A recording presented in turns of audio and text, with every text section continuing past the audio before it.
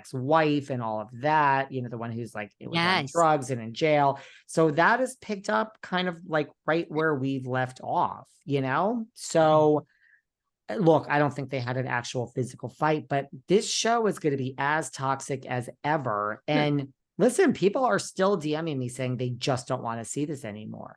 People are saying they love the New York. They love New York, non-toxic. I love New York. I love New York. I don't see how, David, I think you let guys me need to watch. go. Let me watch and focus. I'm obsessed. You're obsessed. Joking. Obsessed. Obsessed. Really? Okay. Yes. Look, let me watch a few more episodes. Let me get up to speed with everybody. I love it. The women, you know, Andy was right. Andy said these women have depth and story for days. And they do. Oh my God, their stories of how they were raised. Oh, Bryn by the maternal grandparents. You know, the parents were long gone. Oh my God, it is so, and I mean, I'm obsessed with Bryn's style. And Jenna, you know, there's a lot more to Jenna. And you know, Jenna, I love how delusional she is. You know, she comes down to eat shashuka and she's got these huge diamond bracelets on. And, you know, I mean, and actually I love it because I started out wanting to be like, I started out watching Jenna. Now I'm almost annoyed with Jenna because she seems to be holding back. And these other women, I mean, just what they've gone through. It's so good. And Uba, oh my God, poor Uba losing her mom and, you know, trying to navigate being, I feel like, and I can see why you're not that into it because I feel like this show is, I mean, women are Bravo's but I audience, want to be into it. Right? And gay guys. But I do feel like this is a very women-centric show. Like just the depth of like your mother or your parent. I mean, but I'm practically a woman. Like I might as well be. Like, I mean, God knows what my testosterone levels are, guys. But I mean, I love I'm like a tween. I loved Gossip Girl. I love I'm like a tween that watches. I'm literally like a tween girl trapped in a gay man's body. Mm-hmm. So, I mean, The Hills was my favorite thing that's ever happened in life. Like, so, I mean, let's not give me too much credit here, but I just listen, it's not that I don't like it. I've fallen behind. This is what happens here. But I am going to watch it. It's one of my cities and I am going to watch it. I just haven't since I had Sai on the podcast. But I mean, here we are. So a lot of people are saying they're not going to watch Jersey. They're just not going to watch it. It does seem to be as toxic as ever. Teresa was caught saying, I'm not doing this. I'm not even engaging. Everyone thinks she was talking about Melissa.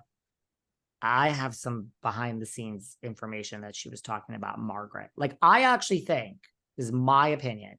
Yeah, tell me. I'm not coming for anyone. I really think, and I have good reason to believe this, I'm not going to reveal why. I think Teresa has more of an issue with Margaret than she does Melissa. Like, if it's nothing to do with me, but I think that I don't think she likes Melissa. I don't think she wants anything to do with Melissa. I think she's done with Joe, but I think Melissa is truly harmless. And I think Teresa knows that. She's not digging up dirt. She's not. I also think the chances of them getting rid of Margaret are much greater than Melissa. And I think Teresa knows that. I mean, she kind of shot her shot last season and said, I'll never speak to you again. And Melissa is still here. I don't think they want to get rid of Melissa. If they did, they would have. In the future, who knows?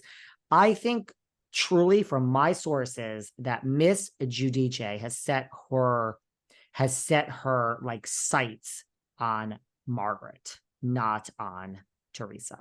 So put your producer hat on for us. What do you think? You know, audiences are saying that they're not going to watch. I never buy any of that. What do you think? Do you think that this next season, people are going to tune in? I just think people want to know. They do. So you think out of curiosity, people are going to watch? Yeah, I do. And do you think we're going, because they're almost shooting separate shows, you know, with Teresa and Jenna Hayden, and then, you know, Melissa and her crew. And like everyone else, basically. And we have two newbies that are Danielle's friends. I still think, I mean, not everyone's going to be a housewife. I still think I still think this is like a Game of Thrones season because we have two newbies. We had a full cast. I think they're just filming everything and they're just going to figure it out. That's honestly what I think. Stranger things have happened. I mean, we had Jackie that was going to be a housewife that was demoted. Like, I don't really know if they know who's in and who's out. I mean, Teresa's obviously, and I'm sure Melissa will be. That's just my opinion. That I'm not sure everyone being back means that they're a full-time housewife. Maybe they are. Maybe I'm wrong. We'll see, right? And what do you make of everybody coming back? Do you think that Bravo has learned their lesson that how New York ended really changed? And of course, Dallas ended. We'll see how Salt Lake does coming back in September. But do you think they just have learned from the past? And I don't think RHOA has done particularly well this past season. Do you think they just really, at this stage in the game, cannot rock the boat unless the boat has to be rocked? They really are just going to go with kind of status quo. No, I truly think that they didn't know what to do in Jersey. And I think that there were so many unanswered questions.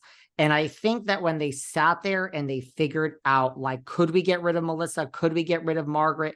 Could we get rid of all these people? That it was more of a mess than just bringing everyone back one more season and let's just see what happens.